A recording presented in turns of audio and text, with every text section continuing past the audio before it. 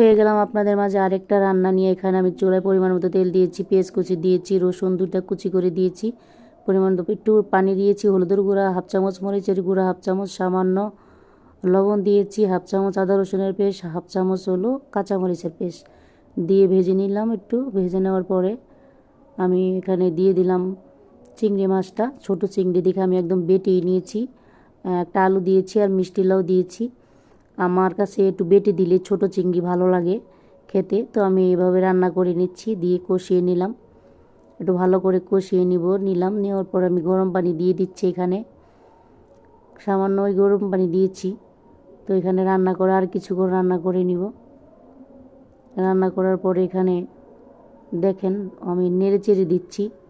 5 minute পরে এসে খেতে কিন্তু ভীষণ মজা হয়েছিল। দিয়ে দিলাম সবশেষে ধনিয়া পাতা। তো আমার রেসিপিটা যদি ভালো লাগে, আমার ইউটিউব চ্যানেলের নাম নাজমা রান্নাঘর, অবশ্যই আমার চ্যানেলটাকে সাবস্ক্রাইব করে দিবেন, ভালো লাগলে ফলো দিবেন। আল্লাহ হাফেজ।